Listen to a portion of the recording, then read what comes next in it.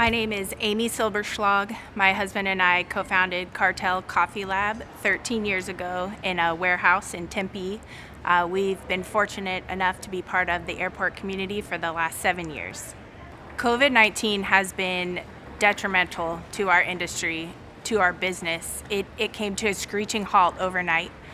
We had to lay off 90% of our employees. We had to close stores. We had to just stop and evaluate and pivot and figure out how we could possibly move forward while keeping everyone safe, and just the weight of the responsibility to provide for our employees and their families and continue to serve our community. At the beginning, we had to furlough 92% of our employee workforce.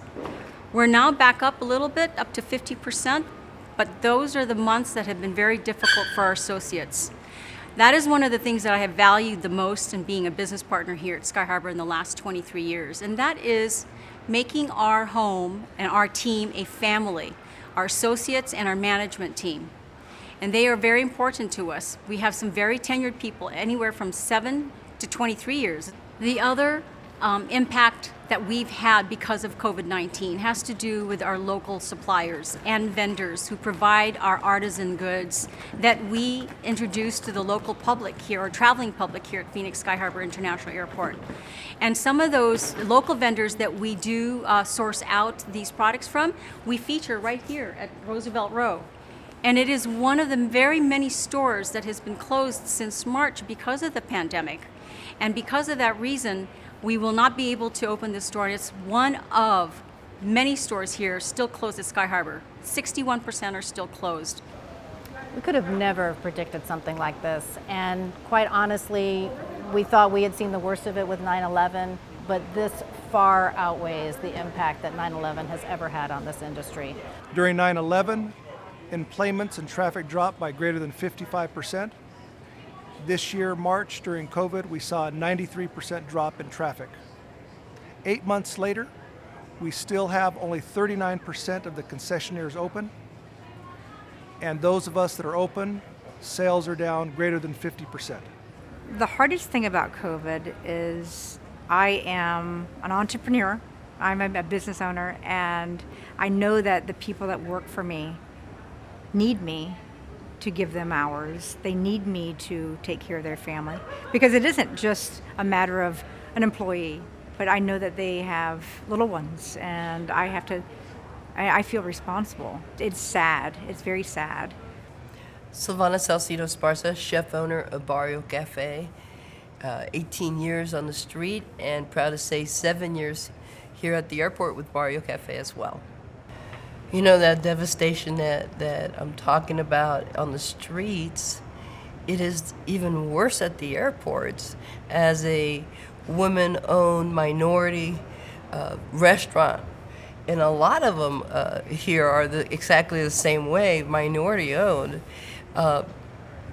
we're suffering horrifically. And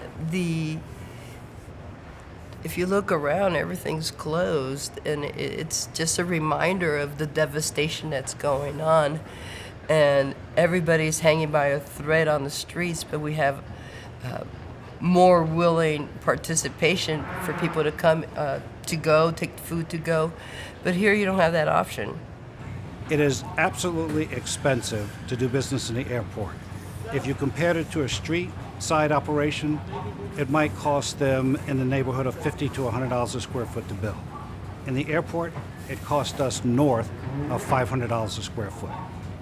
As local small business ACDBE partners here in Phoenix Sky Harbor Airport, one of the greatest challenges is financing.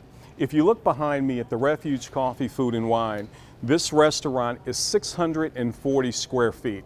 But it actually cost us over $500,000 just to build it out. Build-outs and capital expenditures in airports are extraordinarily expensive, 3 to 4 times what they would cost on a normal street location. The challenge for many of the ACDBEs is that those assets are not collateralizable. And as a result of that, we have to personally guarantee the loans in order to secure the capital to do the build-out. In addition to that, we have to lien our homes, and it puts a big stress, a big burden on our shoulders. Oftentimes, ACDBEs have to resort to non-traditional sources of financing. And when they do that, often what comes with it are higher interest rates. With that, that means that we're a cash flow business since we have no assets. So cash flow is dependent on passengers. We like to use the word enplanement, the number of people getting on planes. That's 100% what we build our business model around and 100% what drives our business. Without the passengers, a drop of 50%, 40%, and on the day we closed was 98% drop in sales, we can't service the debt that we owe to the bank. Our current business model is not sustainable as it stands with COVID-19 and this pandemic and our unprecedented times that we're going through. It will not work. We can't survive like this. We are going to need a lot of help from our banks. We're going to need to extend our contracts to give us more time to pay off our debt services, which are surmounting. Regardless if our stores are open or closed at this point, our debt services are still due to our banks. Given this pandemic, our options for help are very limited. Our banker, who we've been with for 30 years, have financed all of our projects here at Sky Harbor, has outright told us there's no opportunity for us to get funding through them because our cash flow is so low and our risk is so high at this time.